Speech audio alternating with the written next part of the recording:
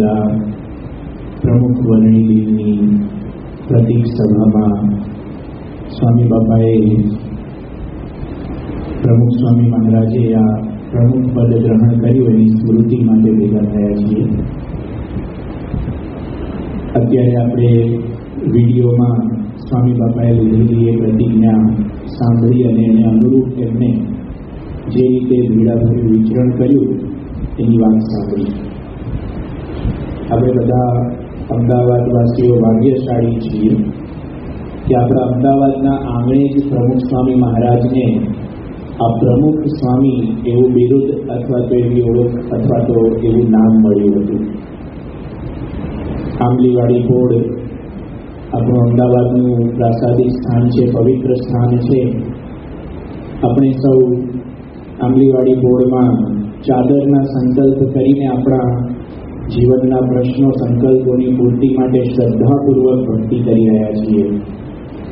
પણ એ આંબલીવાડી બોર્ડ આ સંસ્થાના આપણા સંપ્રદાયના અનેક ઐતિહાસિક પ્રસંગોની સાક્ષી છે. એમાંનો એક પ્રસંગ એટલે પ્રમુખ વર્ણી દિન. બ્રહ્મ સ્વરૂપ શાસ્ત્રીજી મહારાજે 28 વર્ષના નવયુવાન સંત પ્રમુખ નારાયણ સ્વરૂપદાસજીને પોતાના સ્થાને સંસ્થાના પ્રમુખ બનાવવાનો નિર્ણય કર્યો અને એ નિર્ણયને અનુરૂપ સંસ્થાની કમિટીની મિટિંગ થઈ. મિટિંગમાં વિધિવત બધી વરણી થઈ. એ આખી ઘટના આ આંબલીવાડી બોર્ડમાં બની હતી. 1950માં શાસ્ત્રીજી મહારાજે મે માસમાં આપણા ભારતીય કેલેન્ડર પ્રમાણે જેઠ સુદ ચોથ રવિવારના દિવસે આ નિર્ણય લીધો હતો અને પ્રમુખ સ્વામી મહારાજને પોતાનું ગાતર્યું કહેતા કે ચાદર ઓઢાડીને પોતાના સ્થાને પ્રમુખ નિમ્યા હતા અને એમને આશીર્વાદ આપ્યા હતા. અને યોગીજી મહારાજને કહ્યું હતું કે તમે દ્રષ્ટિ કરજો તમારા જેવા ગુણ આવે. અને પ્રમુખ સ્વામી મહારાજને કહ્યું હતું કે યોગીજી મહારાજની આજ્ઞા પ્રમાણે તમે આ સંસ્થાની સેવા કરજો. પ્રમુખ સ્વામી મહારાજે પણ એ દિવસે પ્રતિજ્ઞા લીધી હતી. આખો પ્રસંગ આપણે અનેકવાર સાંભળ્યો છે, જાણીએ છીએ.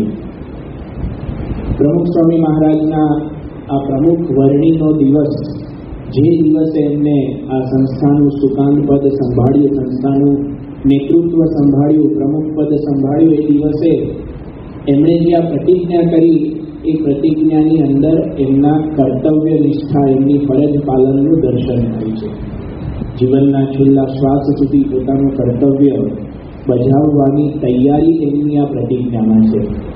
અને જેવો આ પ્રસંગ પૂરો થયો, લગભગ સાંજના 4-4:30 વાગે શાસ્ત્રીજી મહારાજે પહેલા સ્વામી બાપાને પોતાના ઓરડામાં બોલાવીને નારાયણ સ્વરૂપદાસજીને અને યોગીજી મહારાજને આ ચાદર ઓઢાડી.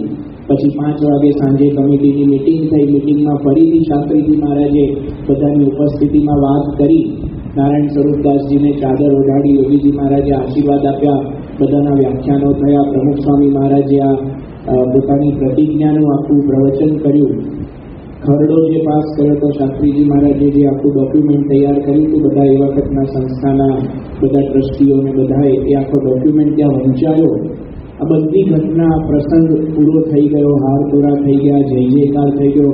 બધાએ સહર્ષ સ્વીકારી લીધા પ્રમુખ સ્વામી મહારાજને. અને સાંજે બધા જમીને પરવારીને વિદાય થયા. અને આંબલીવાડી બોર્ડમાં લગભગ 80થી 100 જેટલા હરિભક્તો આવ્યા હતા. અને એના જે એઠા વાસણ હતા એ શાંતિથી ચોકડીમાં બેસીને પ્રમુખ સ્વામી મહારાજ ઉતરતા હતા. આ બીજી ઘટના આપણે જોઈએ છીએ. એક બાજુ આખી આ સંસ્થાનું સુકાન મળ્યું છે, પ્રમુખ પદ તરીકેની ચાદર એમને ઓઢાડી છે, અધિકાર મળ્યો છે, સત્તા મળી છે. અને બીજી જ ક્ષણે પ્રમુખ સ્વામી મહારાજ એનો ઉપયોગ આ સેવામાં કરી રહ્યા છે. પ્રમુખ સ્વામી મહારાજ વાસણ ઉટકે છે, હરિભક્તોના એઠા વાસણ, અને એ પણ કેટલી સાહજિકતાથી. કોઈ એની પાછળનો વિચાર નથી, કોઈ એની પાછળની એ પ્રકારની એક કોઈ યુક્તિપૂર્વક કે પ્રયત્નપૂર્વક કે પ્રયત્ન કરવો પડે એવું નથી. પ્રમુખ સ્વામી મહારાજને વર્ષો પછી પ્રશ્ન પૂછ્યો હતો કે આપને પ્રમુખ બનાવ્યા શાસ્ત્રીજી મહારાજે, જય જયકાર થયો. અને એ જ દિવસે વાસણ ઉટકવાના આવું કયા વિચારથી આપ કરી શક્યા હતા? પ્રમુખ સ્વામી મહારાજને આ પ્રશ્ન પૂછ્યો, એકદમ સાહજિકતાથી ક્ષણના વિલંબ વિના સાંઈ બાપા બોલ્યા કે પ્રમુખ થયા એટલે સેવક થોડા મટી ગયા. આ એમના જીવનમાં સહજ છે. દુનિયાના નેતૃત્વમાં અને પ્રમુખ સ્વામી મહારાજના નેતૃત્વમાં આ ફેર છે, આ ફર્ક છે. પ્રમુખ સ્વામી મહારાજ માટે એટલે આપણે નિરાળું નેતૃત્વ કે વિરલ નેતૃત્વ કે વિરલ વ્યક્તિત્વ કે વિરલ સંત વિભૂતિ એવા શબ્દો વાપરીએ છીએ, કારણ કે એમનું નેતૃત્વ કંઈક જુદું છે. સામાન્ય રીતે કોઈકને નેતૃત્વ કરવાનું આવે તો એની ટ્રેનિંગ લેવી પડે અથવા તો એનું કંઈક સિદ્ધાંતો સમજે માણસ. આ લોકની આ પદ્ધતિ છે. લીડરશીપના સેમિનાર થતા હોય છે, લીડરશીપની ટ્રેનિંગ આવે છે, લીડરશીપ ઉપર બુક્સ લખાય છે, એના બધા સિદ્ધાંતો તારવવામાં આવે છે અને એ સિદ્ધાંતો શીખીને આપણે સફળ નેતૃત્વની દિશામાં આગળ વધવા માટે આ લોકના મનુષ્યોનો પ્રયત્ન થતો હોય છે. પણ પ્રમુખ સ્વામી મહારાજના નેતૃત્વની વિશેષતા એ કંઈક જુદી છે. એ ક્યાંય શીખવા ગયા નથી, કોઈ આવા આધુનિક મેનેજમેન્ટના પુસ્તકો વાંચ્યા નથી, છતાં પણ અત્યારે આધુનિક મેનેજમેન્ટ લીડરશીપમાં જે કંઈ પણ સિદ્ધાંતો લખાયા છે એ તમામ સિદ્ધાંતોનો આપણે અભ્યાસ કરીએ તો કોઈક ને કોઈક રીતે પ્રમુખ સ્વામી મહારાજના નેતૃત્વમાં એ સિદ્ધાંતોનું પ્રતિબિંબ પડતું આપણને દેખાય. પૂજ્ય આદર્શ જીવન સ્વામીએ પ્રમુખ સ્વામી મહારાજના આ નેતૃત્વ અને વ્યવસ્થાપન ઉપર મહાનિબંધ PhD કર્યું છે. પૂજ્ય જ્ઞાનવત્સલ સ્વામી દેશ વિદેશમાં અને બધા મોટા મહાનુભાવો સાથે સામે વ્યાખ્યાનો આપે છે, પ્રવચનો કરે છે, લીડરશીપની વાત કરે છે. પણ જ્ઞાનવત્સલ સ્વામી સમજાવે છે કે બધા જ સિદ્ધાંતોમાં જ્યાં પ્રમુખ સ્વામી મહારાજની વાત આવે તો બધાને આશ્ચર્ય થાય છે કે આ જે આધુનિક મેનેજમેન્ટના સિદ્ધાંતો પ્રમુખ સ્વામી મહારાજના જીવનમાં આટલી સહજતાથી વણાયેલા જોવા મળે છે. એનું કારણ છે કે પ્રમુખ સ્વામી મહારાજને નેતૃત્વ કે આ લોકના સિદ્ધાંતો, આ લોકની કળાઓ શીખવી પડતી નહોતી, એમને સહજ હતી. શા માટે? આપણે પ્રમુખ સ્વામી મહારાજનો મહિમા સમજીએ છીએ, પણ જેને પ્રમુખ સ્વામી મહારાજનો અલ્પ યોગ થયો છે એવા મહાપુરુષોને પણ પ્રમુખ સ્વામી મહારાજનો મહિમા સમજાયો છે. એમાંના એક હતા ડૉક્ટર અબ્દુલ કલામ, પૂર્વ રાષ્ટ્રપતિશ્રી.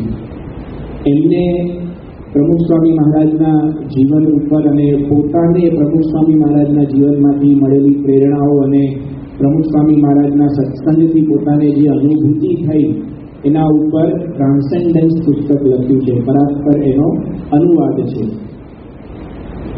જ્યારે આ પુસ્તક પ્રકાશિત થયું ત્યારે અબ્દુલ કલામ સાહેબ એ પુસ્તકના બધા લોકાર્પણના કાર્યક્રમોમાં ઉપસ્થિત રહી શક્યા નહોતા. એમને સારંગપુરમાં પ્રમુખ સ્વામી મહારાજને પુસ્તક અર્પણ કર્યું અને કહ્યું કે આજ મારા માટે લોકાર્પણ છે. એવા બધા કાર્યક્રમો જ્યારે લોકાર્પણના જુદા જુદા શહેરોમાં થતા, એવો જ એક કાર્યક્રમ મુંબઈમાં થયો.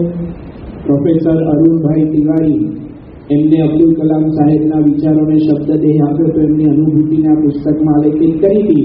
એ બધે આવતા અને કલામ સાહેબની વાત કરતા લોકાર્પણ સમારોહમાં. મુંબઈમાં સમારોહ પૂરો થયો, આપણા સંતો અને તિવારીજીને બધા ત્યાંથી વિદાય થતા હતા મુંબઈથી એરપોર્ટ ઉપરથી. એમને વિચાર આવ્યો કે કલામ સાહેબને સમાચાર આપીએ કે પરમ પૂજ્ય મહંત સ્વામી મહારાજની ઉપસ્થિતિમાં કાર્યક્રમ સારી રીતે થયો.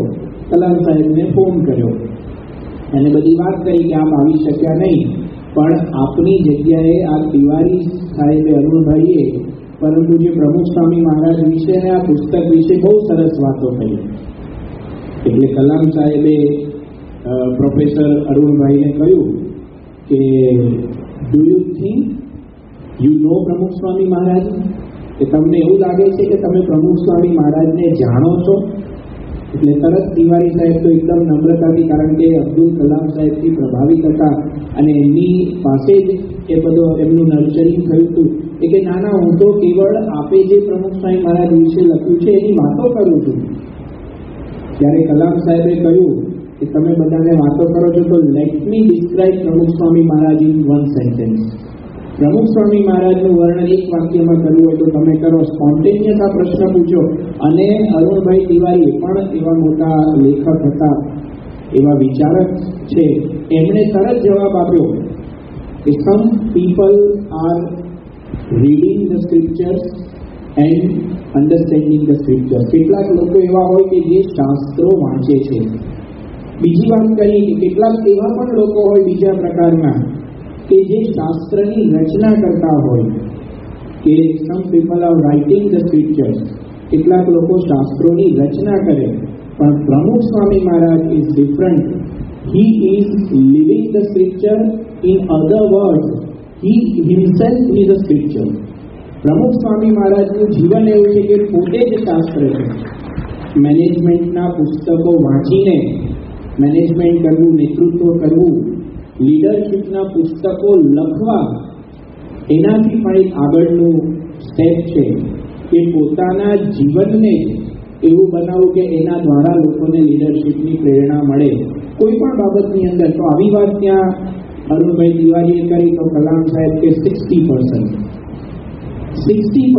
કે આ પ્રમુખ સ્વામી મહારાજના વ્યક્તિત્વને તમે કેવળ 60% ન્યાય આપ્યો, યોગ્ય ન્યાય નથી આપ્યો. એટલે બધાને આશ્ચર્ય થયું.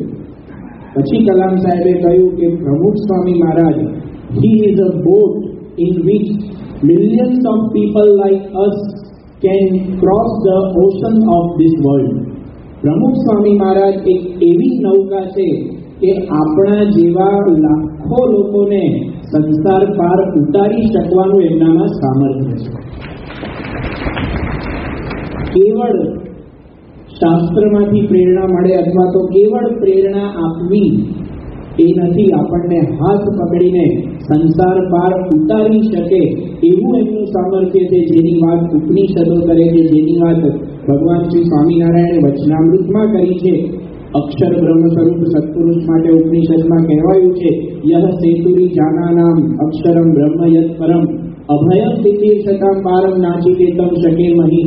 હે નચિકેતા, યમરાજ અને નચિકેતાના સંવાદમાં કઠોપનિષદમાં આ વાત આવે છે કે સંસાર સાગરના આવા ભયંકર વમળોને નિર્ભયતાથી, શાંતિથી, સુખપૂર્વક પાર કરીને પરમાત્માને પામવા હોય તો અક્ષર બ્રહ્મ સેતુ છે. બ્રહ્મોરૂપેણ તરતી, બ્રહ્મરૂપી નૌકાથી આ સંસારને તરવાનું કામ મુમુક્ષુ કરી શકે છે. ઉપનિષદોની આ વાત વચનામૃતમાં પણ જે ભગવાન સ્વામિનારાયણે અક્ષર બ્રહ્મને મોક્ષનું કારણ કયા, તો આ પ્રમુખ સ્વામી મહારાજ છે.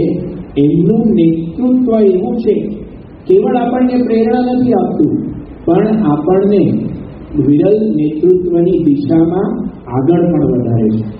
એમના નેતૃત્વનો વિચાર કરીએ, એમના વ્યક્તિત્વનો વિચાર કરીએ, એમના નેતૃત્વના પાસાનો વિચાર કરીએ તો આપણે પણ આપણા જીવનની અંદર એવા સદગુણો કેળવી શકીએ છીએ. આપણે પણ આપણા જીવનના વમળોમાંથી બહાર આવીને કંઈક સારી રીતે આપણા પ્રશ્નોમાંથી ઉકળીને આ સંસારનો જે વિકટ માર્ગ છે એ સુખપૂર્વક પસાર કરી શકીએ અને અંતે આપણે મોક્ષ પણ પામી શકીએ આધ્યાત્મિક રીતે વિચારીએ તો. અને લૌકિક રીતે આ સંસારના પ્રશ્નોને સુખપૂર્વક ઉકેલીને શાંતિથી આપણી જીવન યાત્રા પસાર કરી શકીએ એવું પ્રમુખ સ્વામી મહારાજનું આ નેતૃત્વ છે. ભગવાન સ્વામિનારાયણે વચનામૃતમાં કહ્યું, ઉપનિષદોમાં પણ આ વાત છે કે મનન દ્વારા જ્યારે જીવ બ્રહ્મનો સંગ કરે છે તો બ્રહ્મના ગુણ એમાં આવે છે, બ્રહ્મરૂપ થવાય છે. એટલા માટે શ્રીમદ ભગવદ્ ગીતામાં જ્યારે અર્જુનને મૂંઝવણ આવી ત્યારે કૃષ્ણ ભગવાને એને બ્રહ્મ સ્વરૂપ સંતની બ્રાહ્મી સ્થિતિનું વર્ણન કર્યું. જે બ્રાહ્મી સ્થિતિ સ્થિતપ્રજ્ઞ શબ્દથી દેખાય છે, સ્થિતપ્રજ્ઞ પુરુષનું વર્ણન કર્યું. કારણ કે આવા સત્પુરુષ, આવા બ્રહ્મ સ્વરૂપ સંત જ્યારે નેતૃત્વનો આદર્શ બને અથવા તો જ્યારે એમના જીવનને જોઈને આપણે કંઈક શીખવાની પ્રેરણા કરીએ ત્યારે એમના સદગુણો આપમેળે આપણા જીવનમાં આવે. આ એમની દિવ્યતા છે, આ ભગવાનનું વરદાન છે, આ આપણા શાસ્ત્રોનો સિદ્ધાંત છે. આજે આપણે પરમ પૂજ્ય પ્રમુખ સ્વામી મહારાજના નેતૃત્વની વિરલતાને સમજવાનો પ્રયત્ન કરશું. આ લોકના સિદ્ધાંતો એમના જીવનમાં દેખાય છે, બધું આપણને ખબર છે, પણ એમના ચરિત્ર દ્વારા નેતૃત્વના કેવા કેવા પાસાઓ આપણે આપણા જીવનમાં ઉતારી શકીએ. કદાચ આપણે બધાએ નેતૃત્વ કરવાનું આવતું નથી. આપણે કાંઈ કોઈ કંપનીના સીઈઓ નથી, કે આપણે ક્યાંકના કોર્પોરેટર નથી, કે ક્યાંકના આપણે નેતા એમએલએ એવું કંઈ નથી. આપણે કોઈ એવું નેતૃત્વ કરવાનું કદાચ આવતું નથી એવું આપણને લાગે, પણ આપણે વિચાર કરીએ તો જીવનની કોઈક ને કોઈક ક્ષણે ક્યાંક ને ક્યાંક તો આપણે લીડરશિપના સદગુણો આપણા જીવનમાં કેળવવા પડે. આપણે ઓફિસમાં કામ કરતા હોઈએ, આપણે પોતાની દુકાન કરતા હોઈએ, આપણે પોતાનો વ્યવસાય કરતા હોઈએ, તો આપણે જે કામ કરીએ છીએ એની આજુબાજુ સંકળાયેલા વ્યક્તિઓને આપણે નેતૃત્વ તરીકે એમની પાસેથી કામ લેવાનું છે. કદાચ આપણું કામ એવું ન હોય તો ઘરની અંદર એક પરિવારના સભ્ય તરીકે જ્યારે આપણી મુખ્ય જવાબદારી આવે છે તો આપણે આપણા પરિવારના નેતા છીએ, ત્યાં પણ આપણે નેતૃત્વ કરવાનું છે. ઘરની અંદર તો ઘણી બધી રીતે આપણે વિચાર કરીએ, કદાચ કાંઈ ન હોય તો ભગવાન સ્વામિનારાયણે આપણને વાત કરી છે વચનામૃતની અંદર કે જોનારો પોતે જોનારે જોતો પોતાને જોતો નથી. અને રાજનીતિનું વચનામૃત શીખવાડ્યું છે આપણા કલ્યાણ માટે આપણે આપણી જાત ઉપર નેતૃત્વ કરવાનું છે. કદાચ કાંઈ બીજા લોકોનું નેતૃત્વ કે બીજા વ્યક્તિનું નેતૃત્વ આપણને લાગુ ન પડે, સ્વપરનું નેતૃત્વ તો વિશ્વના પ્રત્યેક વ્યક્તિએ કરવાનું છે. પરમ પૂજ્ય પ્રમુખ સ્વામી મહારાજના આ નેતૃત્વમાંથી પહેલી પ્રેરણા આપણને આ મળે છે, સ્વપરનું નેતૃત્વ. નાનપણથી આપણે એમના જીવનમાં જોઈએ, સહજ રીતે એમનામાં બધા ગુણો આવ્યા છે, કેળવાયા નથી. પ્રસંગો આપણે બધાએ સાંભળ્યા છે, વાંચ્યા છે. નાના હતા, રાજનગરની અંદર છોટાભાઈ કરીને એક ભાદરણના ગૃહસ્થ હતા, બધા બાળકોને સાચવે. પ્રમુખ સ્વામી મહારાજ જીવનના એમના બાળપણના કેટલાક વર્ષો એમના પિતાજીએ રાજનગરમાં પરિવારે વિતાવ્યા હતા. ચાણસદથી રાજનગર શિફ્ટ થયા હતા અને ફરી પાછા ચાણસદ આવ્યા હતા. તો એ દરમિયાનનો આ પ્રસંગ છે, એકાદશીનો દિવસ હતો. છોટાભાઈને વિચાર આવ્યો કે મારે ગામના બધા બાળકોને જમાડવા છે. જમણવારનો પ્રસંગ ગોઠવ્યો. નાનકડા શાંતિલાલ આવ્યા, એમને કહ્યું કે મારે તો આજે એકાદશી છે, હું નહીં જમું. છોટાભાઈએ કહ્યું કે ભાઈ આટલા નાના છોકરાને શું એકાદશી, શું વ્રત ઉપવાસ, આ બધું કામ તો બધું મોટા થઈએ પછી કરે. એવી માનસિકતા સમાજમાં બધાના જીવનમાં હોય. પણ શાંતિલાલ પીગળ્યા નહીં કે મારે તો એકાદશી છે, હું એકાદશીએ અનાજ નહીં લઉં. અને વધારે આગ્રહ થયો બીજા બધા તરફથી તો રડવા લાગ્યા, આંખમાં આંસુ આવી ગયા. પછી છોટા કાકાએ અને બધાએ વિચાર્યું કે હવે આગ્રહ કરવા જેવો નથી, એટલે ફરાળ લાવીને શાંતિલાલને જમાડ્યું. પોતાના સિદ્ધાંતોમાં દ્રઢ છે, પોતે નક્કી કર્યું છે મારે એકાદશીનો ઉપવાસ કરવો. ગમે તેટલી લાલચ સ્વના નિયંત્રણમાંથી એમને ડોલાવી શકતી નથી. સ્વનું નિયંત્રણ જેટલું વ્યક્તિ કરી શકે, જીવનભર આપણે પ્રમુખ સ્વામી મહારાજમાં જોયું છે, ક્યારેય એમને નિયમ ધર્મ હોય કે એના ઉપરનો એમાં લોક ચલાવી લીધો નથી. સ્વયં રીતે પોતાની જાત ઉપર કડક રહીને એમને આ સંસ્થાને આગળ વધારી છે, આપણને બધાને આગળ કર્યા છે. આ સ્વનું નેતૃત્વ એમના જીવનમાં સાહજિક રીતે આપણે શીખી શકીએ છીએ, જે આપણને દરેકને કામ લાગે છે. સ્વના નેતૃત્વની સાથે અગત્યનું છે પોતાના જીવનના લક્ષ્યની સ્પષ્ટતા. જ્યાં સુધી એક નેતાને, જ્યાં સુધી એક વ્યક્તિને જીવનના લક્ષ્યની, ધ્યેયની સ્પષ્ટતા નથી, ત્યારે નેતૃત્વ ત્યાં સુધી કઈ કામ નથી લાગતું. શું નિયમ, શું નેતૃત્વ કરવાનું, કઈ દિશામાં જવાનું. નાનપણથી પ્રમુખ સ્વામી મહારાજના જીવનમાં દેખાય છે. બાળકો સાથે બધા ક્રિકેટ રમવાનો પ્રસંગ હતો. 1 વર્ષથી ગામના પેલા રમણભાઈ કલાલના સાધનોથી ક્રિકેટ રમતા હતા. રમણભાઈ કલાલ સરકારી અધિકારી તરીકે આવ્યા હતા, એમની બદલી થઈ ગઈ. તો પછી ક્રિકેટના સાધનો લઈને તો બીજે ગામ જતા રહ્યા. હવે છોકરાઓને શું કહ્યું કે આપણે ક્રિકેટ રમવી છે, શું કરવું? ગામના છોકરાઓએ પાડો ઉઘરાવ્યો. પાડો ઉઘરાવીને નક્કી કર્યું કે આ શાંતિલાલ ને એની જોડે શંકરલાલ, 2 ભાઈબંધો, એ આ વડોદરા શહેરમાં જાય અને ક્રિકેટના સાધનો લઈ આવે. એ વખતે સાહજિક રીતે બધાએ શાંતિલાલને એમના નેતા તરીકે પસંદ કર્યા. ગામના છોકરાએ નાનપણથી એમનામાં લોકોને આ બધા સદગુણો દેખાતા હતા. બધાને વિનંતી કે આપણે થોડા આગળ આવી જઈએ, પહેલી લાઈનને છોડીને, તો પાછળ બધા માટે જગ્યા કરી શકીએ. જ્યાં બેઠા હોય બધા થોડા આગળ ધીરે ધીરે ખસીએ. ક્રિકેટના સાધનો લેવા જવાની બધી તૈયારી ચાલતી હતી અને એ દરમિયાન ગામને પાદર આ બધી ચાલતી. એમાં જ શાસ્ત્રીજી મહારાજનો પત્ર લઈને હરિભક્ત આવ્યા અને શાંતિલાલને પત્ર આપ્યો. 17-18 વર્ષની નાની ઉંમર, તરુણ અવસ્થા, યુવાન અવસ્થા, કિશોર અવસ્થા આપણે કહીએ. અનેક પ્રકારના સંકલ્પો હોય, અનેક પ્રકારનો ધંધનાટ હોય. અને એમાં આ પ્રસંગે ચિઠ્ઠી આવી ખાલી શાસ્ત્રીજી મહારાજની કે આપણે પહેલા વાર ખેતી સાધુ થવાની, તો તમે આજે જ આમની સાથે સાધુ થવા માટે આવી જાઓ. શાંતિલાલે તરત બાળકોને કહી દીધું, કોઈ પ્રકારનો વિચાર નહીં, ખચકાટ નહીં, સંકોચ નહીં, એકદમ સાજી ગયું કે હવે ક્રિકેટના સાધનો લેવા જવા માટે શંકરલાલ અને બીજાને મોકલો, મારે તો સ્વામીની ચિઠ્ઠી આવી છે એટલે આમની સાથે બોચાસણ જવાનું છે. આશ્ચર્યજનક બધા બાળ મિત્રોને એમને આગ્રહ કર્યો.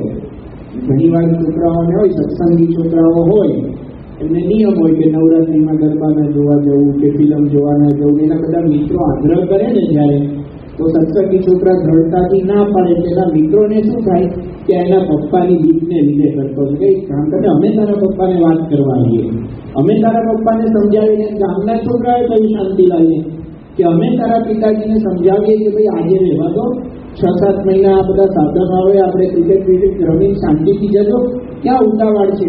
વળી દિવાળીના દિવસો હતા, 4 દિવસ પછી દિવાળી હતી, વદ એકાદશી આસો મહિનાની હતી. આ દિવસે દિવાળી કરીને પણ જવાનું કોઈને સ્વાભાવિક રીતે મન થાય, પણ ગુરુની ચિઠ્ઠી આવી, જીવનનું લક્ષ્ય સ્પષ્ટ છે, એટલે જીવનના દરેક પ્રત્યે લાગણીઓ, આકર્ષણો, વિષય સુખ એ બધામાંથી મનને પાછું વળીને લક્ષ્ય તરફ આગળ વધી શકે છે. આ નેતૃત્વનું લક્ષણ છે. લક્ષ્યની સ્પષ્ટતા એ સહજ રીતે આપણને એમના જીવનમાં દેખાય છે. આપણે આનો વિચાર કરીએ તો આપણા જીવનમાં પણ આપણા લક્ષ્યની સ્પષ્ટતા આવે, અને એ લક્ષ્યને અનુરૂપ આપણે સ્વનું નિયંત્રણ કરીને આપણા લક્ષ્યની દિશામાં આગળ વધી શકીએ. આ પ્રેરણા પ્રમુખ સ્વામી મહારાજના નેતૃત્વમાંથી પ્રત્યેક વ્યક્તિને મળે છે. શાસ્ત્રીજી મહારાજની પાસે આવ્યા, દીક્ષા લીધી, સાધુ થયા, અને ત્યારબાદ શાસ્ત્રીજી મહારાજે કેવળ 25 વર્ષની વયે એમને સારંગપુર મંદિરના કોઠારી પદે નિયુક્તિ કરી. નેતૃત્વ સોંપ્યું, એક મંદિરનો વહીવટ, એક મંદિરનું સંચાલન કરવાનું. મંદિરનું સંચાલન કરવું એટલે ક્યારેક તમારા પૂજ્ય કોઠારી સ્વામીને મળજો, આપણે આપણી બધી વાતો તો એમની સાથે કરીએ, પણ મંદિરમાં વહીવટ કરવાનો, માણસોને સાચવવાના, એક પરિવારની ભાવનાથી પ્રમુખ સ્વામી મહારાજે એ વખતે આ સારંગપુર મંદિરનું નેતૃત્વ કર્યું હતું. એ સારંગપુર મંદિરનું નેતૃત્વ એમને શાસ્ત્રીજી 25 વર્ષની એમની ઉંમર, એ વખતે બધા જૂના સંતો, વર્ષોથી મંદિરમાં સેવા કરતા હોય એવા હરિભક્તો, અને એ હરિભક્તો સંતોની ઉંમર 45, 50, 70 વર્ષની, અને આ 25 વર્ષના યુવાન, એમના માટે શાસ્ત્રીજી મહારાજે આ નેતૃત્વની જવાબદારી આપી, અને એ પ્રમુખ સ્વામી મહારાજે જે નિભાવીએ એનો વિચાર કરીએ તો આપણને આપણા પરિવારમાં કેવી રીતે નેતૃત્વ કરવું, એક પરિવારના મોવડી તરીકે અથવા તો પરિવારના સભ્ય તરીકે આપણા પરિવારને કેવી રીતે ચલાવવો, એના સુંદર પ્રેરણાઓ, એના સુંદર સિદ્ધાંતો પ્રમુખ સ્વામી મહારાજના આ નેતૃત્વમાંથી શીખવા મળે છે. સારંગપુર મંદિરના કોઠારી પદે સ્વામી આવ્યા, અને એ વખતનું બધું વર્ણન પ્રમુખ સ્વામી મહારાજના જીવન ચરિત્રના પહેલા ભાગની અંદર આવે છે. ઘણી બધી વાતો એમાં આવે છે. એમાં ઘણીવાર પ્રમુખ સ્વામી મહારાજે વાત કરી હતી કે કેવી રીતે આ બધો વહીવટ ચાલતો. એમાં એક વાત પ્રમુખ સ્વામી મહારાજ કહેતા કે દરેકને અમે મળી લઈએ, દરેકને પૂછી લઈએ એને શું જરૂર છે, અને રોજ બધાને પગે લાગીએ. આપણે બધાને મળતા રહીએ તો એની જરૂરિયાતનો ખ્યાલ આવે, એના તરફથી સૂચનો આપણને આવે. આપણે તો નવા હતા, કાંઈ ખબર ન પડે, એટલે બધાને પૂછીને કામ કરીએ. તો નેતૃત્વમાં પહેલું પાસું અહીંયા સારંગપુર મંદિરના કોઠારી પદે જ્યારે બાપા હતા ત્યારે એમના જીવનમાં દેખાય છે નમ્રતા. પરિવારના નેતૃત્વમાં બહુ જ અગત્યની બાબત છે નમ્રતા. આપણો અહંકાર આપણને સંબંધોની અંદર કડવાશ લાવી દે છે. ઘરના પ્રશ્નો, પરિવારના પ્રશ્નો, એના મૂળમાં આપણો અહંકાર છે. કાં તો મારું ધારું થાય, કાં તો મારી આશા અપેક્ષા સંતોષાય. તો એ પ્રમુખ સ્વામી મહારાજના જીવનમાંથી આપણને અહીંયા શીખવા મળે છે કે એમને નમ્રતા, દરેકને મળીને, દરેકના અભિપ્રાયને સ્વીકારીને, દરેકની માંગણી, દરેકની લાગણીને સમજીને કાર્ય કરે છે. તો આ મહિમા દ્રષ્ટિ હતી. બીજું પ્રમુખ સ્વામી મહારાજે સારંગપુર મંદિરનું કોઠારી પદ સંભાળ્યું ત્યારે એમનામાં નમ્રતાની સાથે સાથે મહિમા દ્રષ્ટિ હતી કે દરેક વ્યક્તિનો મહિમા સમજતા. એ વખતે જે મોટા સંતો હતા, પ્રમુખ સાહેબે કહ્યું કે આપણાથી જૂના હતા, એમને અનુભવ હતો, તો આપણે એમને પૂછવામાં શું વાંધો આવે. બાપાને એક વાર એવો પ્રશ્ન પૂછ્યો કે આપ કોઠારી બન્યા તો બધાએ આપને પૂછવા આવવું પડતું હશે ને, બાપા કે એ આપણને પૂછવા આવે એના પહેલા આપણે જ એમને પૂછી લઈએ કે આમાં શું કરવું, કારણ કે એમને અનુભવ હતો. તો એમની આ મહિમા દ્રષ્ટિ હતી. તો મહિમા દ્રષ્ટિથી અને નમ્રતાથી સૌની સાથે એક પ્રસંગ જીવન ચરિત્રમાં એ વખતનો વર્ણન કર્યો છે. એ વખતની બહુ નાની નાની ઘટનાઓને એવા નાના નાના પ્રસંગો મળતા નથી આપણને, પણ લોકોના અભિપ્રાયો, લોકોને પ્રમુખ સ્વામી મહારાજ પ્રત્યે કેવો આદર હતો, પ્રેમ હતો, એની વાતો આપણને મળે છે. ગામના માથા ભારે માણસો પણ જે કોઈને ના નાખે એ માણસો પણ પ્રમુખ સ્વામી મહારાજ સાથે પ્રેમથી વર્તતા અને એમનું કહ્યું કરતા. ગામમાં એક માથા ભારે માણસ હતો, કોઈને ગાંઠે નહીં, પણ એ જ્યારે બોટાદથી કામકાજ માટે જાય તો મંદિરમાં નારાયણ સ્વામીને પૂછતા જાય કે તમારે કંઈ બોટાદનું કામકાજ હોય તો કહેજો. ગામના દરબાર હતા, એ વ્યવસ્થિત હતા, બધાની સાથે કામકાજ કરે. એ દરબાર પણ ક્યાંક ટપાલ વપાલ લેવા જાય તો મંદિરની ટપાલો ભેગા લઈ આવે લીધા વિના. જૂના મંદિરમાં, સારંગપુરમાં જૂનું મંદિર, જે મોટું મંદિર હતું હનુમાનજીનું મંદિર, ત્યાં બધા સંતો કોઠારી રહેતા, એમને પણ પ્રમુખ સ્વામી મહારાજ પ્રત્યે એવો સદભાવ. તો એ પણ પ્રમુખ સ્વામી મહારાજ વિશે બધા સંતોને કહેતા. ઘણીવાર રાત્રે પ્રમુખ સ્વામી મહારાજને ખેતીકામ સંભાળનારા ભગત હોય, પાર્ષદોને બધા એક ખેતરમાં ચોકી કરવા માટે લઈ જાય. આખી રાત જાગવાનું થાય, એમને ખબર પડે, એમને કહે કે ભાઈ તમારા બધું જાણવું ને પ્રમુખ સ્વામી મહારાજ જતા. અને આ જૂના મંદિરના કોઠારી વિલ્સન ભગત કરીને હતા, એમને ખબર પડે તો એ કહે કે તમારી ચોકી હું કરીશ, તમારે નારાયણ સ્વરૂપ સ્વામીને તકલીફ આપવી નહીં. આટલી લાગણી બધાની સંપાદન કરી કે એના પરથી ખ્યાલ આવે કે પ્રમુખ સ્વામી મહારાજે કેવી રીતે લોકોનો આદર અને પ્રેમ સંપાદન કર્યો છે. આપણે પરિવારની અંદર એકબીજા સાથે રહીએ છીએ, દરેક પ્રત્યે આવો સ્નેહ, દરેકને એકબીજા પ્રત્યે આવી લાગણી આપણા સભ્યોની સંપાદન કરવી હોય, એ આપણને આ બધા સિદ્ધાંતોમાંથી શીખવા મળે છે. નાની નાની બાબતો પ્રમુખ સ્વામી મહારાજે ત્યાં વર્ણન કરી છે. તો પરિવારનું નેતૃત્વ, એક પ્રસંગ પ્રમુખ સ્વામી મહારાજ ઘણીવાર કહેતા, જૂના સંતો કહેતા, પ્રમુખ સ્વામી મહારાજ ન કહેતા, પણ પછી પ્રમુખ સ્વામી મહારાજની પ્રસંગની વાત કરવામાં આવી. એક વૃદ્ધ સાધુ હતા સારંગપુરમાં. એમના મહેમાન એકવાર અમદાવાદથી સારંગપુર મંદિરે આવવાના હતા. પ્રમુખ સ્વામી મહારાજ ત્યાં સારંગપુર મંદિરના કોઠારી હતા. એ વખતે તો નારાયણ સ્વરૂપ સ્વામી હજુ એમને પ્રમુખ પદ મળ્યું નહોતું. તો પેલા વડીલ સાધુએ નારાયણ સ્વરૂપ સ્વામીને આવીને વાત કરી કે આવતીકાલે મારા મહેમાન આવવાના છે, તો એમને લેવા માટે ગાડું મોકલજો સ્ટેશન ઉપર. પ્રમુખ સ્વામી નારાયણ સ્વરૂપ સ્વામી કહ્યું કે બરાબર છે, મોકલીશું અમે. પછી પેલા સાધુ હતા, જે વડીલ હતા, એ વડીલે સૂચના આપી કે મોટા મહેમાન છે, ગાડાની અંદર તમે ઘાસની પથારી કરજો, એના ઉપર ચાદર પાથરજો, જોડે તમે કોઈ સાથીને મોકલજો, એમનો સામાન ઉચકીને ગાડામાં મૂકો. આવી ઝીણી ઝીણી સૂચનાઓ આપી. આપણા સેવાને થાય કે આપણને ખબર નથી, કાયમ આપણે આવી રીતે જ બધાને લેવા મોકલીએ છીએ. અને આ મહેમાન કંઈ પહેલી વાર આવતા નથી સારંગપુર, હું કોઠારી છું, મને ખબર છે કેવી રીતે કરવાનું. પણ આ બધી સૂચના પ્રમુખ સાહેબાને સમજવા બરાબર એ પ્રમાણે કરશું. સૂચના આપીને પેલા વડીલ ત્યાંથી વિદાય થયા. 2-3 કલાક પછી પેલા વડીલ ફરી પાછા આવ્યા. જોજો ભૂલી ના જતા, આવતીકાલે ગાડું મોકલો. તમે કહી દીધું અત્યારે ગાડાવાળાને કેટલા વાગે ગાડું તૈયાર રાખે, ઘાસના પૂરા સવારે કઈ મળશે નહીં, ખેતીવાળાને કઈ રાખવું પડશે. આવી બધી સૂચનાઓ આપી, ફરી યાદ કરાવી. પ્રમુખ સ્વામી મહારાજે પ્રેમથી સાંભળ્યો કે હા, હું બધી વ્યવસ્થા કરી દીધી છે, એ પ્રમાણે થઈ ગયું છે, એમને કરી દીધું હતું બધું. બીજે દિવસે સવાર પડી, ફરીથી પેલા વડીલ આવ્યા અને વડીલે પ્રમુખ સ્વામી મહારાજને કહ્યું કે બધું તૈયાર છે ને, ટાઈમે ગાડું મોકલજો, જોજો રહી ના જાય. અને સવારથી લઈને બપોરે ગાડું મોકલ્યું, ત્યાં સુધીમાં 3 થી 4 વાર યાદ કરાવી ગયા. હવે કોઈને પણ ગુસ્સો આવે, પણ પ્રમુખ સ્વામી મહારાજને જ્યારે આ પ્રશ્ન પૂછ્યો કે બાપા આવું જાણતા હોઈએ, આપણે બધું કરવાના જ હોઈએ, અને વારંવાર એક વાત યાદ કરાવે, કંટાળો ના આવે, ચીડ ના ચડે.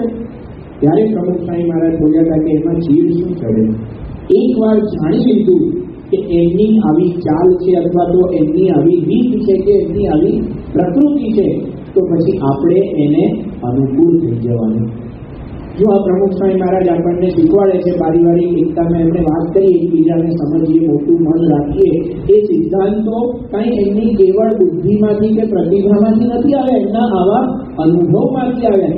25 વર્ષનો છોકરો, આપણે એને છોકરો જ ગણીએ, આપણો છોકરો 23, 24, 25 વર્ષનો થયો, ભલે આપણી ફેક્ટરી સંભાળતો હોય કે આપણો ધંધો સંભાળતો હોય, આપણી નજરમાં તો હજુ છોકરું જ હોય. પણ એ 25 વર્ષના યુવાનમાં આટલી પ્રવૃત્તા, આ અનુભવ એમને સાહજિક હતો. અને અનુભવમાંથી આપણને સમજાવે છે કે પરિવારમાં આપણે જ્યારે રહ્યા કરીએ, એકબીજાને સમજવાની કોશિશ કરવી, મોટું મન રાખવું, આ સિદ્ધાંતો એમના નેતૃત્વમાંથી જન્મેલા છે. એ આપણને આપણા પરિવારનું નેતૃત્વ કરવાનું છે. ઘણા પ્રસંગો આપણે સાંભળ્યા છે. પ્રમુખ સ્વામી મહારાજ ત્યાં ઉત્તર ગુજરાત બાજુ વિચરણમાં હતા. ગામડાના હરિભક્તો બપોરિયામાં તડકામાં રાહ જોઈને બેઠા હતા. મોડું થઈ ગયું. સંતોએ વિનંતી કરી કે હવે નગર યાત્રા રહેવા દો, મોડું થઈ ગયું છે, બાપાને જમવાનો સમય છે, પાછી સભા છે. અને એમાં પૂજ્ય ડોક્ટર સ્વામી પેલા હરિભક્તોને સમજાવતા હતા. પ્રમુખ સ્વામી મહારાજે ડોક્ટર સ્વામીનો હાથ એમના માથા પર મૂક્યો અને હરિભક્તોનું માથું એટલું તપી ગયેલું ગરમીમાં, ડોક્ટર સ્વામીનો હાથ તરત પાછો પડ્યો. પ્રમુખ સ્વામી મહારાજે કહ્યું કે એમને આટલી તકલીફ વેઠી છે, એની સામે તો જુઓ.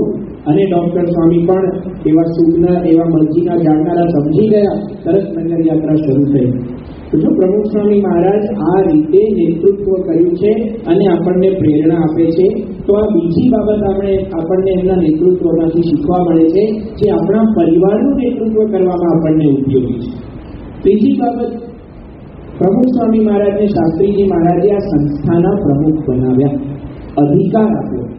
માણસના જીવનમાં જ્યારે અધિકાર કે સત્તા આવે છે, ત્યારે એની સાથે સાથે કેટલીક બદીઓ પણ પ્રવેશતી હોય છે. પ્રમુખ સ્વામી મહારાજના નેતૃત્વનો વિચાર કરીએ તો સત્તા કેવી રીતે જીરવવી, અધિકારને કેવી રીતે આપણે પચાવવો, એ બહુ જ સારી રીતે આપણને શીખવા મળે છે.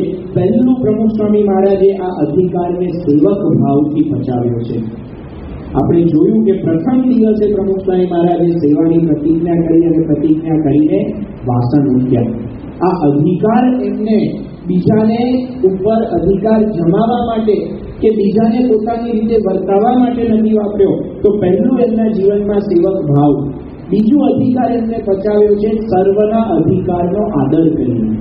બહુ અગત્યની બાબત છે. આપણે ઘરમાં રહેતા હોઈએ કે આપણે વ્યવસાયમાં હોઈએ કે પછી આપણે સામાજિક ક્ષેત્રમાં કાર્ય કરતા હોઈએ, જ્યારે અધિકાર આવે ત્યારે બીજાના અધિકારનો સ્વીકાર કરવો ને એ અઘરું પડી જાય.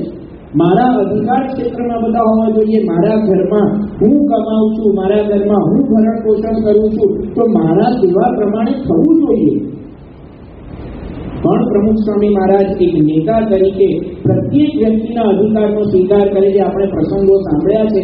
શાસ્ત્રીજી મહારાજની સુવર્ણ તુલા હોય કે યોગીજી મહારાજનો અમૃત મહોત્સવ, એમાં જે બધા નિર્ણયોની પ્રક્રિયા થતી અને એમાં યોગીજી મહારાજની રુચિ પ્રમાણે જ્યારે પ્રમુખ સ્વામી મહારાજે અમૃત મહોત્સવમાં વાત કરી કે આપણે ગોંડલ અમૃત મહોત્સવ કરવો છે, પરિસ્થિતિ પ્રતિકૂળ હતી, પણ પ્રમુખ સ્વામી મહારાજને યોગી બાપાએ કહ્યું કે અમારી ઈચ્છા છે, અને યોગીજી મહારાજના રાજીપાને કારણે એમને આ નિર્ણય આપ્યો.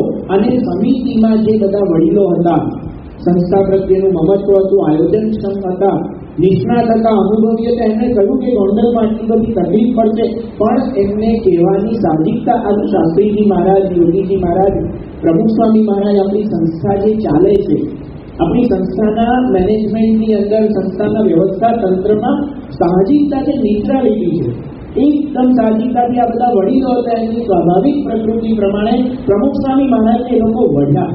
તને ભાન પડતું નથી. આમ કહ્યું પ્રમુખ સ્વામી મહારાજની ઉંમર એ વખતે નાની, અને આ બધા 60, 65 વર્ષના વર્ષોથી અનુભવો, ક્યાંય એવું નહીં કે ભાઈ ચાલો આપણે આમ કરીએ, એવી કોઈ પ્રકારની કોર્પોરેટ કલ્ચર અથવા તો આપણે કહીએ કોર્પોરેટ ટ્રેનિંગ અથવા તો એવી કોઈ સિસ્ટમ, એવું કાંઈ અહીંયા નથી. પણ એક સાહજિકતા છે, પણ સાહજિકતાના કેન્દ્રમાં ગુરુ છે, સાહજિકતાના કેન્દ્રમાં આ સંસ્થા પ્રત્યેનું મહત્વ છે, એ સમજી શકતા હતા પ્રમુખ સ્વામી મહારાજ.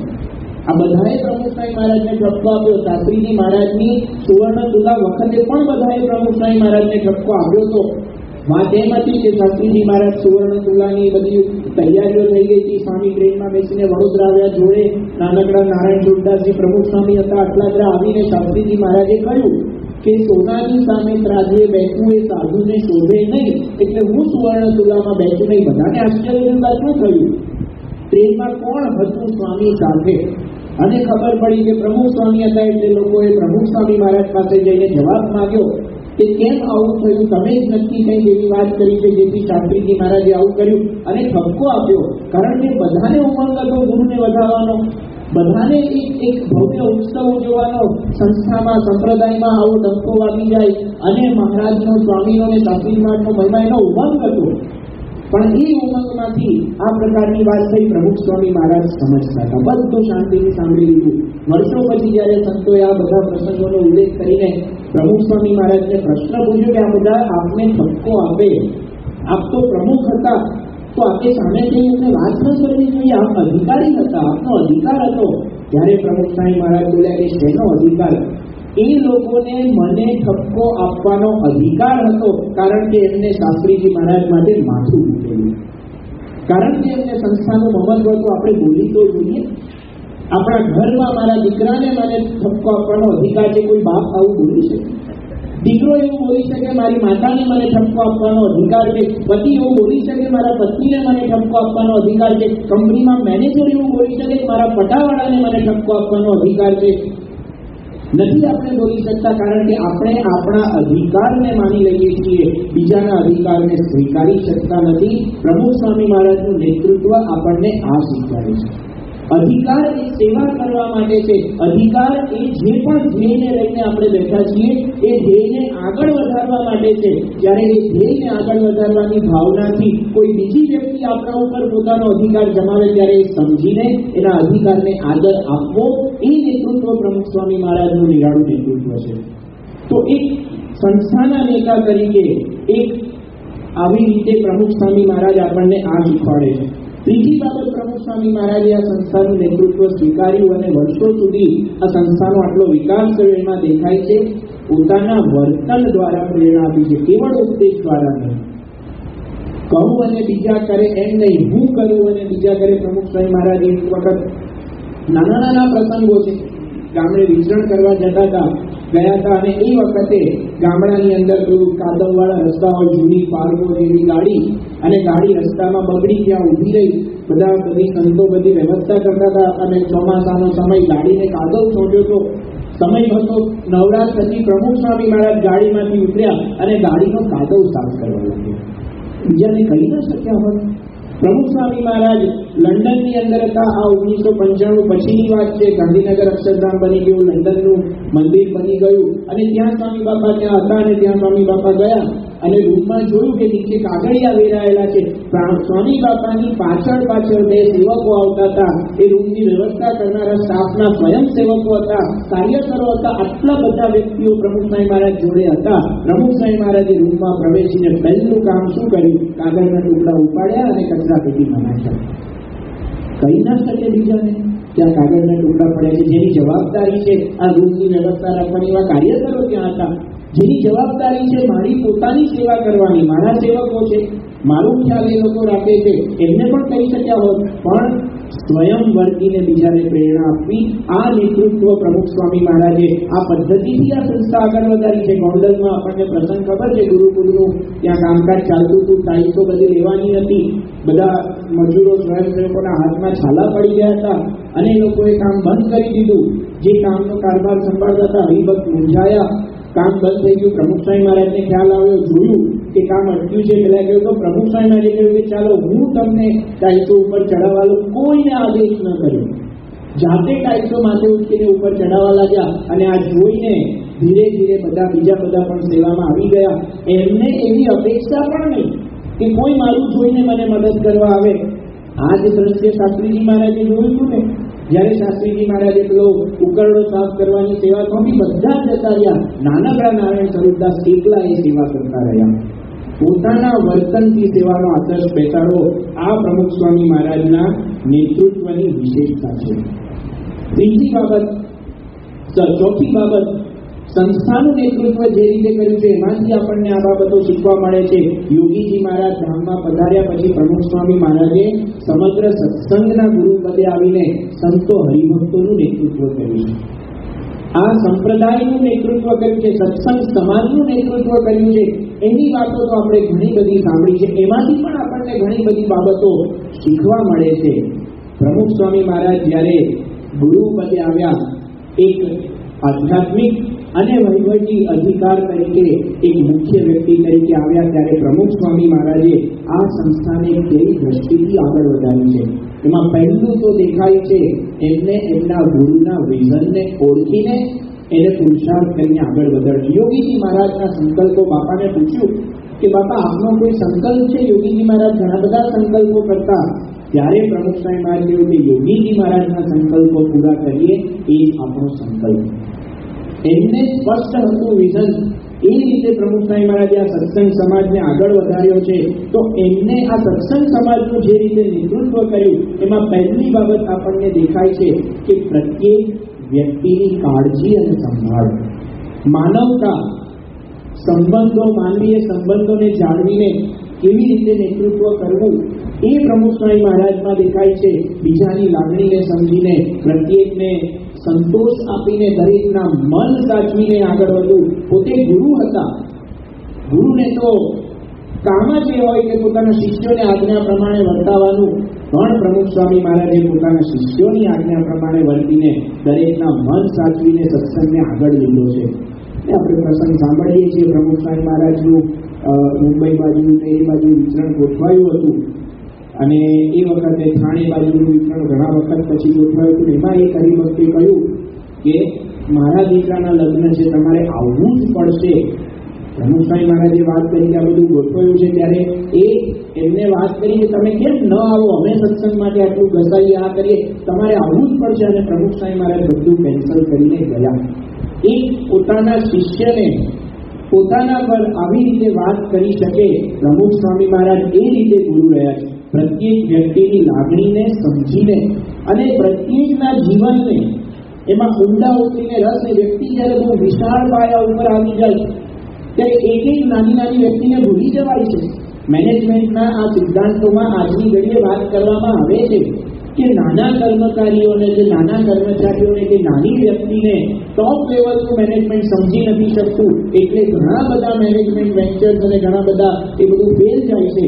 પ્રમુખ સ્વામી મહારાજના જીવનમાં એવું નથી. નાનામાં નાનો બાળક પ્રમુખ સ્વામી મહારાજના ખોળામાં ચિઠ્ઠી મૂકી શકે છે કે સમયમાં તમારું આસન ઊંચું હતું એટલે હું તમારા ચરણ સ્પર્શ ન કરી શક્યો. માત્ર ચિઠ્ઠી મુકાય અને પ્રમુખ સ્વામી મહારાજે વાંચી એટલું નહીં, એનો અમલ કરવાનું સંતોને કહ્યું કે મારું આસન નીચું રાખજો. આ નેતૃત્વ છે પ્રમુખ સ્વામી મહારાજનું. એક સામાન્ય યુવક પ્રમુખ સ્વામી મહારાજ પાસે આવે. પ્રમુખ સ્વામી મહારાજને ખબર પડે કે એના ચશ્મા ખોવાઈ ગયા છે અને એ યુવકના જીવનમાં એને કેટલા નંબર છે, એને કેટલું દેખાય છે અને કેટલે દૂરનું દેખાય છે. 5 મિનિટ રસ લઈને બધી વાત કરે આટલા વ્યસ્ત શિડ્યુલમાં. અને એ યુવક એના ઘરે જતો રહે. પછી મંદિરમાંથી એના ચશ્મા શોધવાની સૂચના આપે, ચશ્મા શોધાવીને એને ઘરે પાછા મોકલે. એક એક વ્યક્તિની આ રીતે એમને કાળજી લીધી છે. આ પ્રમુખ સ્વામી મહારાજનું નેતૃત્વ છે. સંતોની કાળજી તો લે છે, હરિભક્તોની કાળજી તો લે છે, પણ સમાજની કાળજી એમને આ રીતે લીધી છે. આપણા રાહત કાર્યોનો વિચાર કરીએ. ભુજનો ભૂકંપ હોય, નાનામાં નાની જરૂરિયાત નીલ કટરની જરૂર પડશે. ભુજના લોકોને મરચા ભાવે, થોડું તીખું હોય, ફરતું હોય, નાનામાં નાની જરૂરિયાત સમજીને સેવા કરવાની આ પ્રમુખ સ્વામી મહારાજનું નેતૃત્વ છે. બીજું પ્રમુખ સ્વામી મહારાજના આ વિરાટ સત્સંગના નેતૃત્વમાં આપણને દેખાય છે કે સૌને યશ આપીને પોતે આગળ વધે છે. કોઈ દિવસ પોતાના જીવનમાં એમને યશ લેવાની ભાવના નથી. સાચો નેતા એ કહેવાય કે જે બીજાને યશ આપીને આગળ વધે.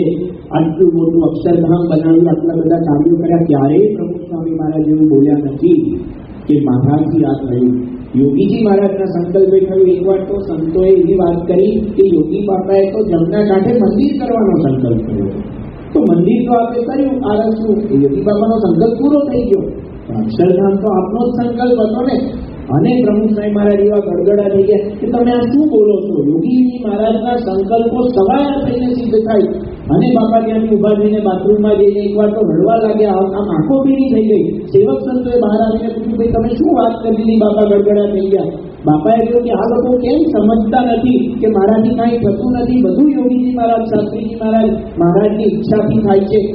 જો પ્રમુખ સ્વામી મહારાજના નેતૃત્વની આ રીત છે અને એટલે છે આવા આધ્યાત્મિક સિદ્ધાંતો પોતે પાછળ રહીને આગળ આવ્યા છે. એટલે જ પ્રમુખ સ્વામી મહારાજ કેવળ સ્વામિનારાયણ સંપ્રદાયનું નેતૃત્વ નહીં પણ સમગ્ર સનાતન ધર્મનું નેતૃત્વ કરવા માટે એમના સિદ્ધાંતો યોગ્ય હતા. એનો સ્વીકાર ભારત સાધુ સમાજના મહામંત્રી હરિનારાયણ સ્વામી હોય કે જીના જીયર સ્વામી હોય કે આવા મોટા મોટા સંતોએ કર્યો છે. સુશીલ કુમારજી હોય, દરેકે પ્રમુખ સ્વામી મહારાજમાં એક ભારતીય સમાજને, સમગ્ર સનાતન ધર્મને આગળ લઈ જવાનું એક પ્રતિભા નિહાળી છે અને આવા પ્રતિભાવો આપ્યા છે. કારણ કે પ્રમુખ સ્વામી મહારાજનું નેતૃત્વ સીમિત નહોતું. બોરિયાદમાં પ્રમુખ સ્વામી મહારાજ પધરામણી કરતા હતા અને એ વખતે ત્યાં રામાનુજાચાર્ય, શિવરામાચાર્યની નગરયાત્રા ચાલતી હતી. પ્રમુખ સ્વામી મહારાજ એમને મળ્યા, ખબર પડી કે આ શિવરામાચાર્યની પારાયણ આવતીકાલે બાજુના ગામમાં છે, ત્યાં જવા માટે એમની પાસે કોઈ ગાડીની વ્યવસ્થા નથી. પોતાની ગાડી એમને આપી દીધી. એટલું જ નહીં, બીજે દિવસે જે ગામમાં પ્રમુખ સ્વામી મહારાજની પધરામણી હતી એ જ ગામમાં એ જ સમયે આ શિવરામાચાર્ય પણ પધરામણી કરવાના હતા. પણ પ્રમુખ સ્વામી મહારાજને ખ્યાલ આવ્યો ગામ લોકો તરફથી કે શિવરામાચાર્ય પાસે ગાડી નથી, તો પોતાની ગાડી એમને પધરામણી કરવા માટે આપી અને પોતે ચાલતા ચાલતા ગામમાં 51 ઘરે પધરામણી કરી. એક સોફ્ટવેર કંપનીનો માલિક બીજી સોફ્ટવેર કંપનીને વિન વિનના સિદ્ધાંતો તો મેનેજમેન્ટમાં સાંભળીએ છીએ, પણ લૂઝ વિન પોતે જતું કરીને બીજાને મદદ કરવી, આ પ્રમુખ સ્વામી મહારાજની સર્વ ધર્મ સમાદરની ભાવના છે. એટલા માટે લોકોએ પ્રમુખ સ્વામી મહારાજને સનાતન ધર્મને આગળ લઈ જનાર વ્યક્તિત્વ તરીકે નિહાળ્યા છે.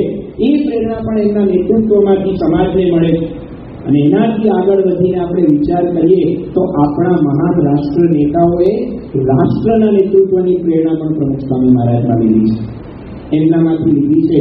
ડોક્ટર અબ્દુલ કલામ જ્યારે પ્રમુખ સ્વામી મહારાજ પાસે પોતાનું વિઝન 2020નું સ્વપ્ન લઈને આવ્યા હતા અને પ્રમુખ સ્વામી મહારાજને 5 મુદ્દા કયા, પ્રમુખ સ્વામી આ પહેલી વાર મળતા હતા. આની પહેલા ખાલી એમને ઉલ્લેખ સાંભળ્યો તો ભુજનું કાર્ય જોયું હતું અને આ બધી વાત કરી. પ્રમુખ સ્વામી મહારાજે એમને કહ્યું કે આમાં તમે 6થો મુદ્દો ઉમેરો, આધ્યાત્મિકતા.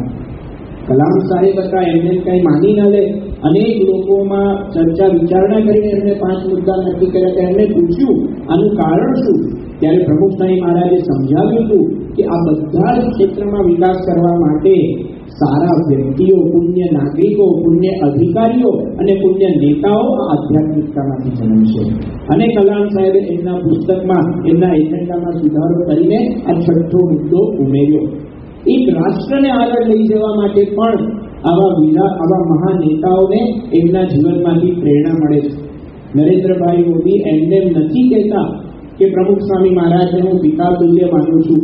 પ્રમુખ સ્વામી મહારાજ ધામમાં પધારે 15મી ઓગસ્ટે લાલ કિલ્લા પરથી રાષ્ટ્રને સંબોધન કરીને સીધા જ અહીંયા સારંગપુર જેવા નાના ગામમાં આવીને પ્રમુખ સ્વામી મહારાજને શ્રદ્ધાંજલિ આપે અને બોલે કે મને વારે વારે સમયે સમયે બાપાએ મઠાર્યો છે, મને આગળ વધાર્યો છે, મારા ભાષણો સાંભળતા મને પ્રેરણા આપતા. એમને નથી બોલતા, એમને પ્રમુખ સ્વામી મહારાજના જીવનમાંથી, વ્યક્તિત્વમાંથી, નેતૃત્વમાંથી પ્રેરણા લીધી છે અને આ રાષ્ટ્રને આગળ વધારવા માટેનો એમનો માર્ગ છે એમાં પ્રમુખ સ્વામી મહારાજના જીવનમાંથી, એમના ઉપદેશોમાંથી એમને પ્રેરણા મળી છે. એટલા માટે આ બોલે છે. રાષ્ટ્રનું નેતૃત્વ કરવાની પ્રેરણા પણ પ્રમુખ સ્વામી મહારાજમાંથી મળી શકે છે.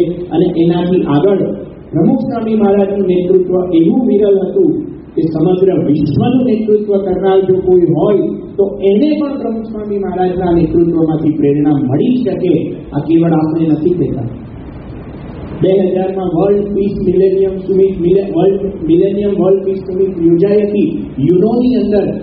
ત્યારે બધા વિશ્વના ધર્મગુરુઓની પરિષદમાં પરમ પૂજ્ય પ્રમુખ સ્વામી મહારાજને સંબોધન કરવા માટે બીજા બધા ધર્મગુરુઓને પણ બોલાવ્યા હતા, પણ પ્રમુખ સ્વામી મહારાજને ત્યાં સંબોધન કરવા બોલાવ્યા હતા. અને એમનું જે સંબોધન સાંભળ્યું એ સત્રની અંદર ઘણા બધા ધર્મ નેતાઓએ પ્રવચનો કર્યા હતા, પણ પ્રમુખ સ્વામી મહારાજનું વ્યાખ્યાન સાંભળીને વિશ્વના તમામ ધર્મના નેતાઓએ એમને ઊભા થઈને સ્ટેન્ડિંગ ઓવેશન આપ્યું હતું.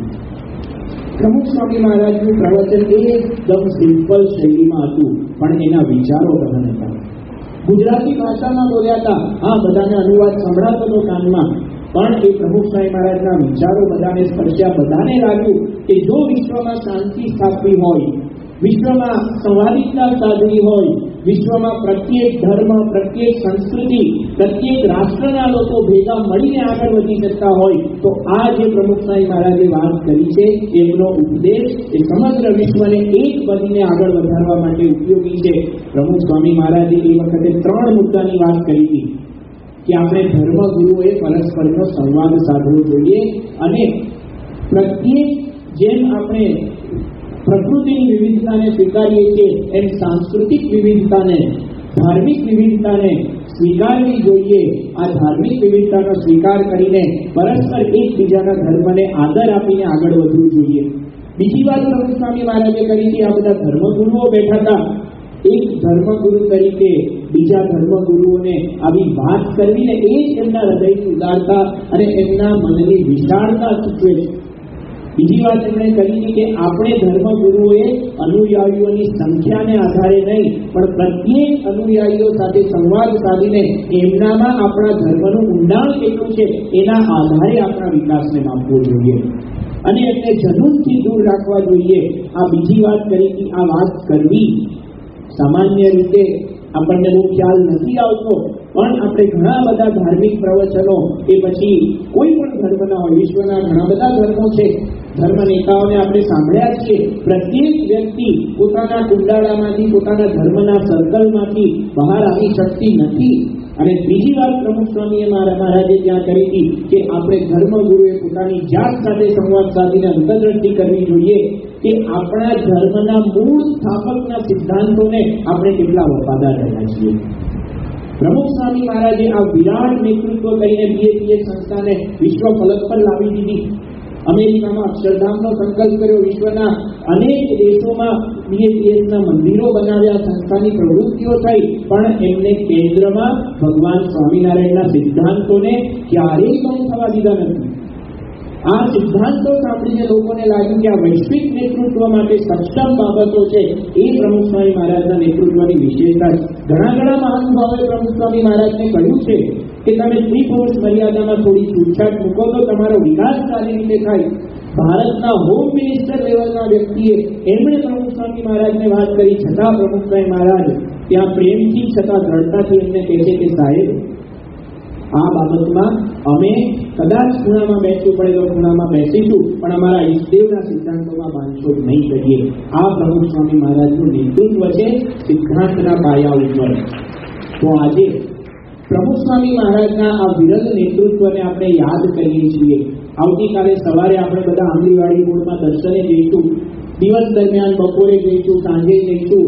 આંબલીવાડી મોડમાં આપણે ચાદર ઓઢાડીશું અથવા તો પ્રાર્થના કરીશું. પણ સાથે સાથે પ્રમુખ સ્વામી મહારાજના આ સ્વથી લઈને વિશ્વ સુધીના નેતૃત્વની સફરને આપણે વિચારીએ, એમના જીવન ચરિત્રને વાંચીએ, એમના પ્રસંગોમાં ઊંડા ઉતરીશું તો આપણે આપણી જાતનું નેતૃત્વ, આપણા પરિવારનું નેતૃત્વ, આપણા ઉદ્યોગનું નેતૃત્વ, જ્યાં આપણે નેતૃત્વ કરવાનું હશે એ સારી રીતે કરી શકશું. તો આપણા ગુરુહરિ પ્રમુખ સ્વામી મહારાજના જીવનમાંથી આપણે એમના વિરલ નેતૃત્વમાંથી આપણે જ્યાં છીએ ત્યાં કાં તો આપણા સ્વનું નેતૃત્વ હોય કે આપણા પરિવારનું નેતૃત્વ હોય કે પછી આપણા વ્યવસાયનું નેતૃત્વ હોય એ સારી રીતે કરવાની પ્રેરણા પ્રાપ્ત કરી શકીએ. એમના ચરણોમાં પ્રાર્થના. શ્રી સ્વામિનારાયણ ભગવાન જય.